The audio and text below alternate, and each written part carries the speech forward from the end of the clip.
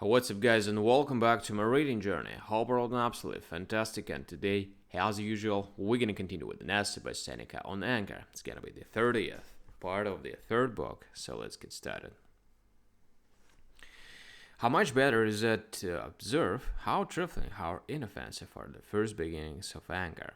You will see that men are subject to the same influences as dumb animals. We are put out by trumpery, futile matters.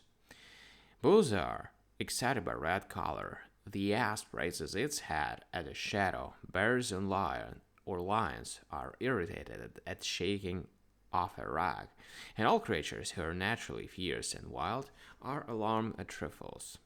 The same thing befalls men both of restless and of sluggish disposition.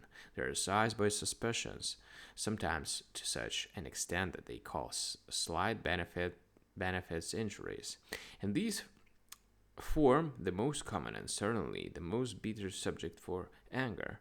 For we become angry with our dearest friends for having bestowed less upon us than we expected, and less than others have received from them. Yet there is a remedy at hand for both these grievances. Has he favored our rival more than ourselves?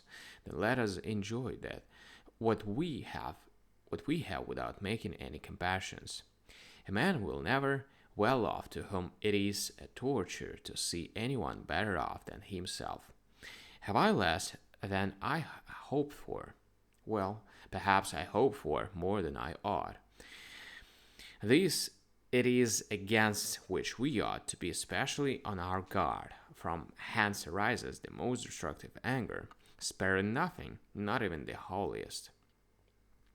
The Emperor Julius was not stabbed by so many enemies as by France, whose insatiable hopes he had not satisfied.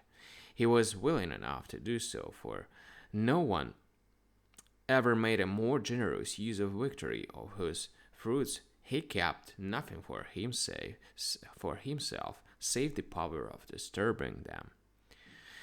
But how could he glut such unconscionable appetites when each man coveted as much as any one man could possess? This was why he saw his fellow soldiers standing around his chair with drawn swords.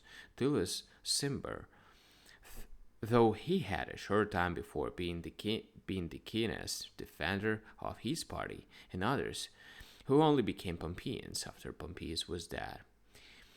This is which has turned the arms of kings against them, and made their trustiest followers made a death of him for whom and before whom they once would have been glad to die.